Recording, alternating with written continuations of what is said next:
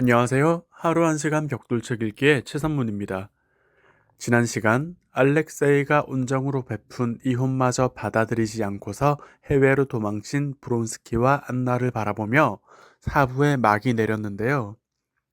이번 5부는 훨씬 더 밝고 아름다운 이야기로 시작하니 바로 본문으로 들어가 보도록 하겠습니다.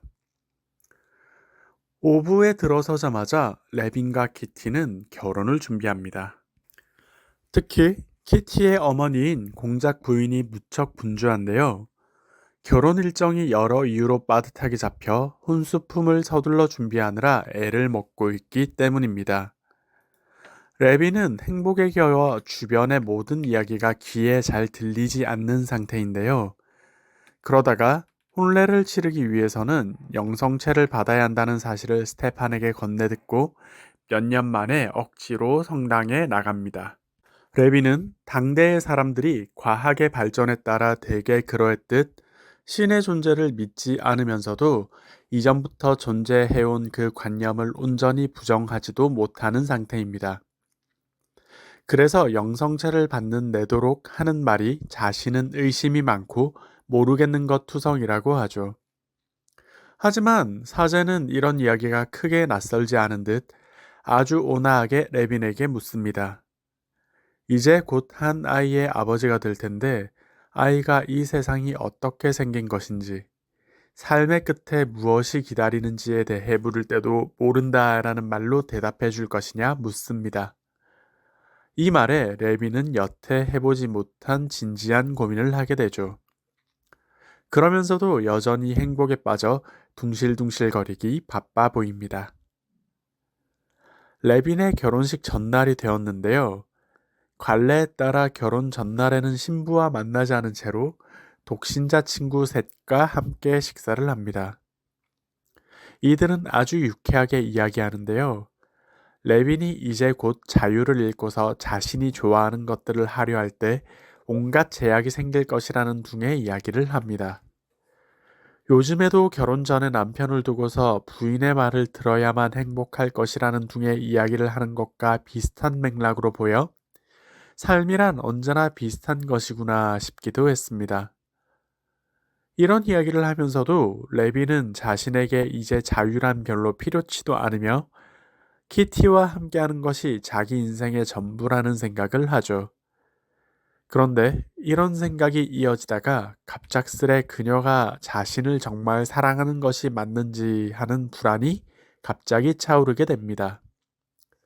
그는 그 길로 키티의 방으로 찾아갑니다. 레비는 키티에게 자신을 사랑하지 않는다면 지금이라도 이 결혼을 물려야 한다는 이야기를 하는데요. 이건 레빈이 미치광이라서가 아니라 그가 너무도 커다란 일을 앞두고서 잠시간 불안에 사리 판단이 흐려졌다는 것을 누구나 알 수 있는 대목입니다.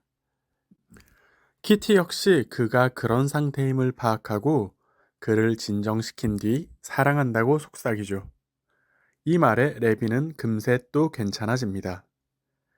결혼식 당일 동네 사람들은 물론 헌병만 20이 넘고 경찰들도 제복을 입은 채로 결혼식을 빛내기 위해 식장에 모여 있습니다. 그런데 어찌된 것인지 신랑이 나타나지를 않고 있는데요.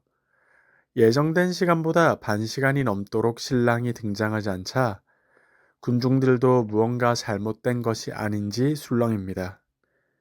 그때 레비는 안절부절 못한 채로 자기 방에서 서성이는 중입니다. 사실 다른 게 아니라 식장에서 입을 예복을 하인이 실수로 짐가방에 넣어 보내버려 지금 입을 옷이 마땅치 않은 상태였죠. 이에 하인이 새 옷을 사러 시장을 돌아다녀 봤지만 일요일이라 문을 연 옷가게가 없습니다. 그래서 스테판의 옷이라도 빌려 입으려 했지만 사이즈가 맞지 않아 우스꽝스러워질 뿐이었죠. 하는 수 없이 얼른 짐 가방이 있는 곳까지 가 짐을 풀고 옷을 챙겨오느라 시간이 이렇게나 지체되고 만 것입니다. 레빈이 옷을 구하지 못해 늦은 해프닝은 대중에게도 알려져 큰일이 아님이 확인됩니다. 그렇게 결혼식이 진행되는데요. 레빈은 결혼이 진행되는 내도록 뚝딱거립니다. 키티의 얼굴을 본 순간부터 정신을 차리지 못하고 있는 상태인데요. 자신이 신부의 손을 오른손으로 잡아야 할지 왼손으로 잡아야 할지도 헷갈려 할 정도이죠. 자신이 지금 이렇게나 벅차오르고 행복한 까닭을 알 수 없는데요. 그런 와중에 주례를 보는 사제의 말들에서 커다란 감동을 느낍니다. 레비는 여기서 진짜 신성을 획득하는 것일까요? 이러는 동안 키티 역시 혼이 빠져 있기는 마찬가지입니다. 레빈과 키티는 서로의 손에 껴야 하는 반지도 제대로 끼지 못하며 뚝딱거리는데 이러면서도 표정이 너무도 엄숙하고 진지해 잠옷 신성한 분위기를 연출합니다. 무엇보다 이로써 레위는 결혼이 이전에 자신이 생각했던 모든 것과 다르고 미지의 영역에 가깝다는 것을 깨닫습니다.